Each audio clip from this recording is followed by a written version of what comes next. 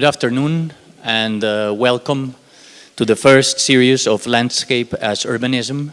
This is the first of the series that will take place during this week. This event is made possible thanks to the generous support of David Rockefeller Center for Latin American Studies at Harvard. It works to increase knowledge of the culture, economies, histories, environment, and contemporary affairs of Latin America, to foster cooperation and understanding among the people of the Americas, and to contribute to democracy, social progress, and sustainable development through the hemisphere. To advance its mission, Dr. Klaas established 3 overseas offices: the regional office in Santiago, the Brazil office in Sao Paulo, and the Mexico and Central America office in Mexico City. The regional office for the David Rockefeller Center for Latin American Studies established a regional office in Santiago in 2002 to offer support to Harvard faculty, students, and staff from any part of the university, and to strengthen ties between the university and institutions in the region, with guidance and support from the RO Advisory Group and other regional partners. The office primarily serves the Southern Cone and the Andean countries of Argentina, Bolivia, Chile, Colombia, Peru, and Uruguay. If some of you might like to have further information, Marcela Ramos, the Director for Latin America, is here with us, who can provide generously more information after the lectures. The other big supporters for this series, of course, it's Harvard Graduate School of Design, led by the Office for Urbanization, led by Charles Waldheim, and the generous support of URBAM at EAFIT, who is the strategic partner for these lectures. So now I will begin with my presentation. I think we are all set. Thank you very much. Thank you, URBAM, Dr. Klaas, and Harvard Graduate School of Design, Office for Urbanization, and the kindness of Luis Callejas, who was also part of the organization. Thank you very much for the invitation.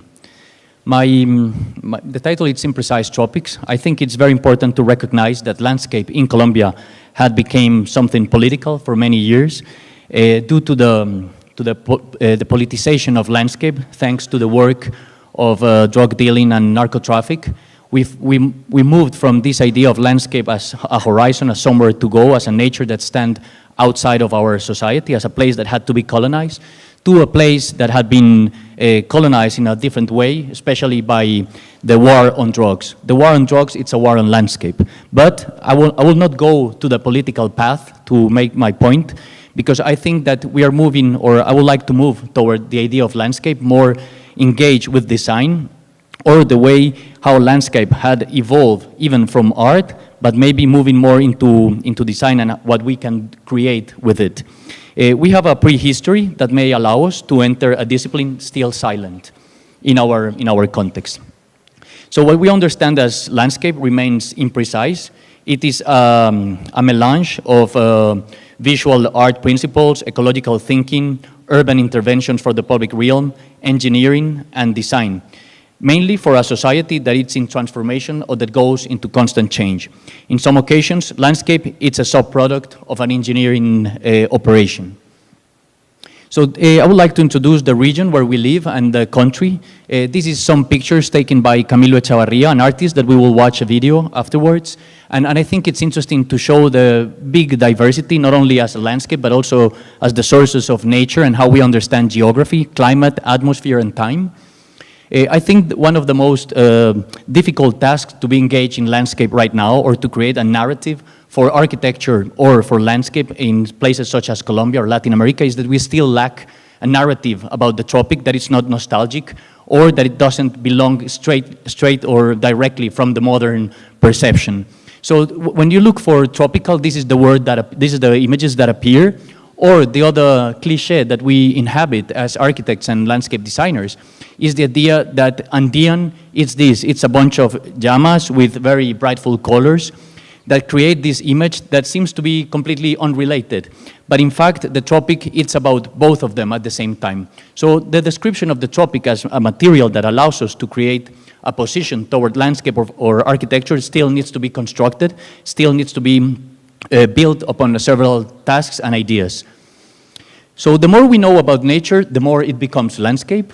Landscape in the tropics make no distinction between inside and outside. It's the common thread. It's the atmosphere that moves around. It's the situation that we experience when we go from the inside to the outside. It's a continuous line full of experiences.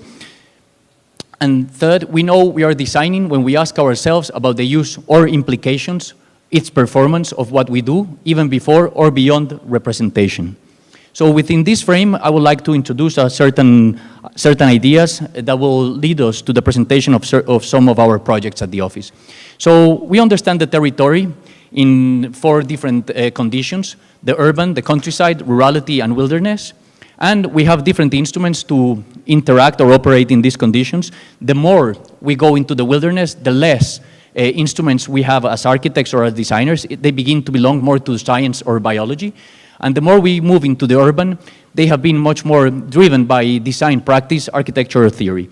But I think the interesting thing is that due to the changes that we go right now in our region and in our country, these different conditions have begun to interlace one to each other, creating new opportunities and new positions for these different practices to emerge or to operate in a different way.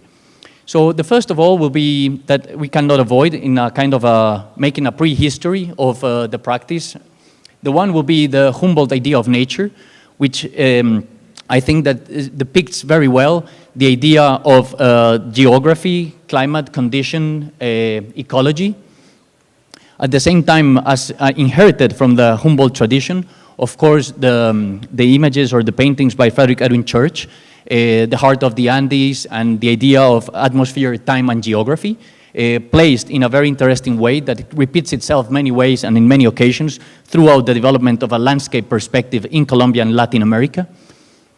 And then we begin to observe how we have moved, or how we are moving from, at the beginning in the 18th century, thanks to the botanic expedition, how we were engaging with wilderness and botany, first with José Celestino Mutins in 1783, but then at the beginning of the 19th century, the Chorographic Commission, then the approach was mainly investigating and depicting through graphical descriptions, mainly taken from art, how we were taking, understanding wilderness and rurality, but mainly botany and geography.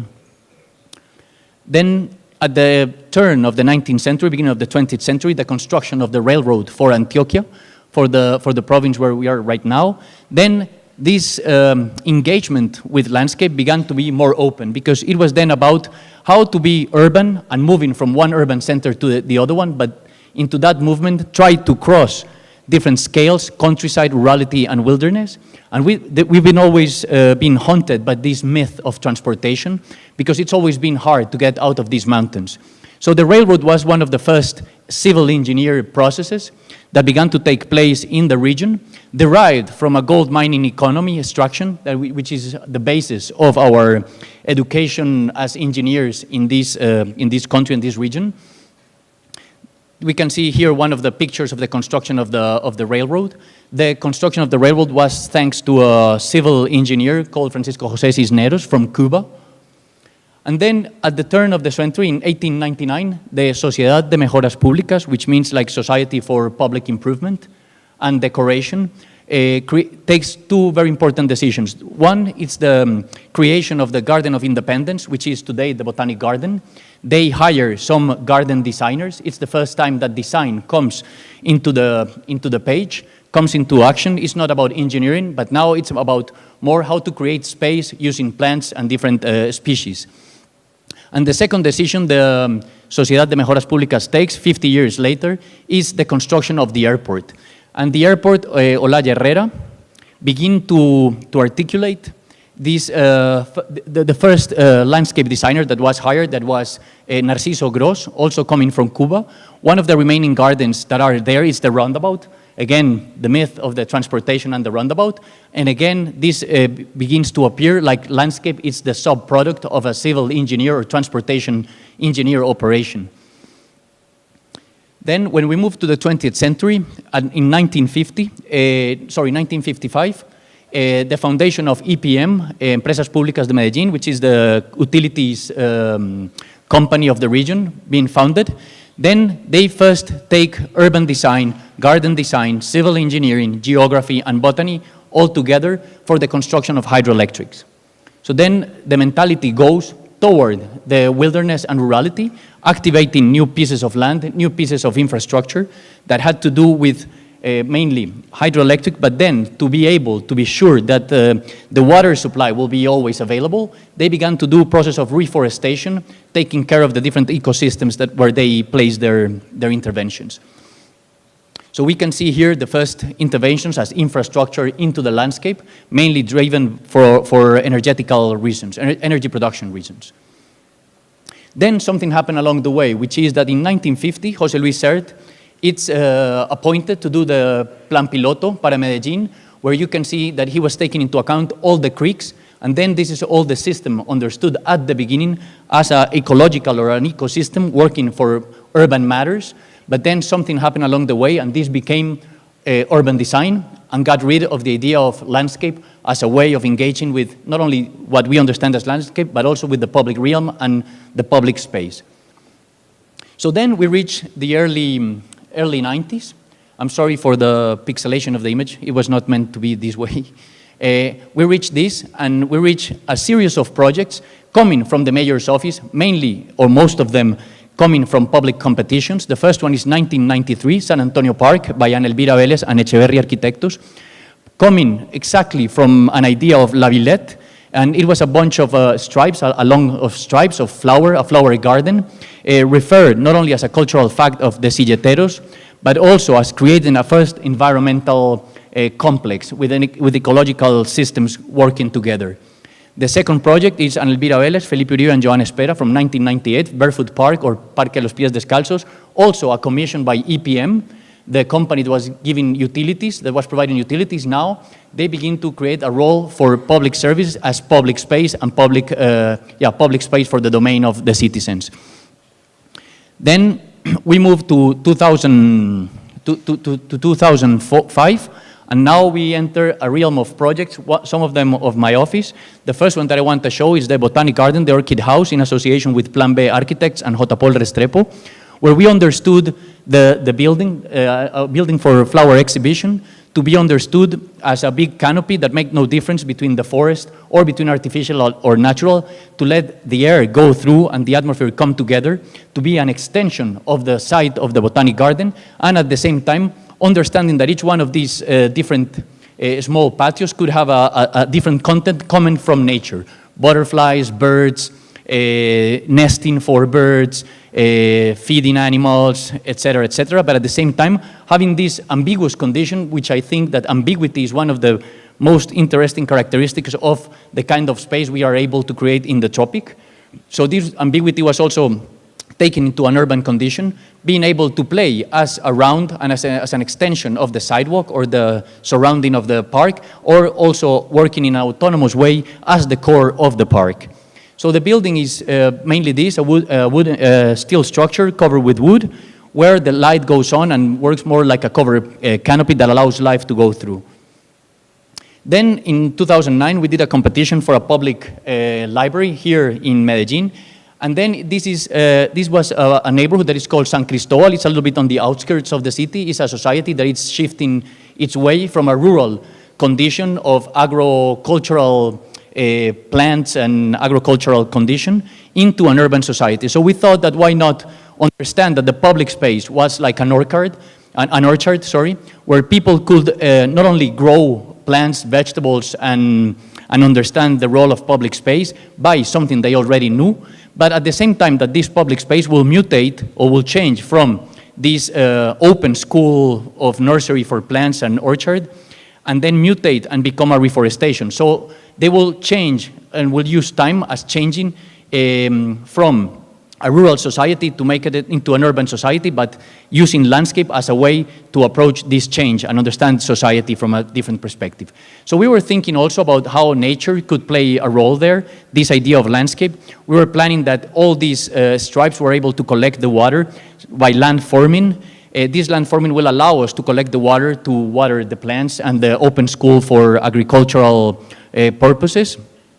also to use and reuse the energy that came out of the architecture of the agro school, and then the building itself will play the role of as a very strong urban content. But all the public space was meant to be, or meant to do this translation from rural to urban, which I think that was very interesting. So we were also thinking how to describe or how to depict these images of tropicality and conditions. So we were always trying to create these ecosystems to work together, not only the building, but also the public space. The other project, it's a research we did that is called Pharma Park, or the possibility for a landscape of biochemical ecology. And we were addressing the question of food, cosmetics, and pharmaceutical, because we believe that in the tropic, trees or plants can be organized in a different way, not only for what they look like, but also for what they can do.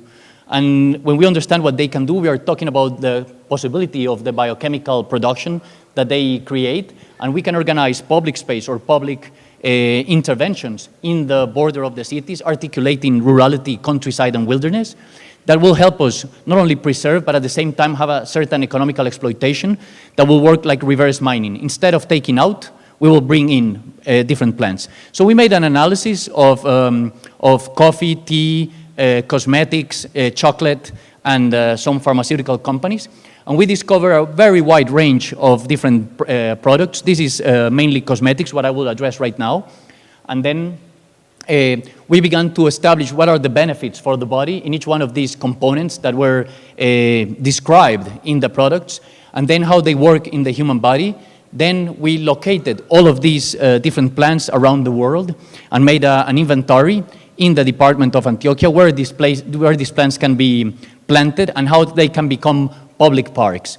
And then we realized that we made a chart, for each one of these flowers with different conditions, different performative conditions, either be medical, either be aesthetical, either be for remediation, etc. And then we place all these in the areas of opportunity. So these areas were meant to be, these parks were meant to be implemented in different regions of the department in order to create not only an economical driver, a new economical condition, but also a new way of having economical resources. And last, this is a project for a competition we did in 2012. And we were understanding, this is for an innovation center for Cementos Argos, for a company of cement in the University of EAFIT. So we were thinking that maybe it was very important not only to depict or to create a building that were able to create a narrative around nature, but also the process of fabrication. So how could we create this ecological system that will be able to describe not only the production, but the relation with the site? So what we did was like a stacking of different conditions of geology, like geology coming out into the facade, but at the same time letting light and letting different variations of the exterior coming into the interior according to the program. This is the building, so all the garden and all the public space were also meant to work as a natural infrastructure, use nature as infrastructure. So we were thinking about how the birds will go in and what will be the plants that will come, what will be the plants that will attract birds, and how the time will be expressed through change. So the floor had this kind of pavement that was able to collect water, bring the water into the building, and make all this work as a system. At the same time, the different ways we understood the facades were mainly how to attract also the birds and make this facade operate with these long-distance relations that take place every year, which Medellin is one of the best hubs for birds to stop in the way to the north or to the south. So the facade was mainly this kind of brick system to allow the birds to come in. And last, this is a project from one of my students at the GSD that I think it's very interesting because it's able to create, it's from Cayo Barbosa, an MRC2, graduating in 2016 during the next this spring. And it's interesting because it's how to create this building by creating or moving dirt, but at the same time having a roof and having this condition of breathing through the air by no mechanical means, and using all different kind of plants and species to make not only the building work as a space, but also to relate with different social conditions as education in the rural areas of Colombia. Thank you very much.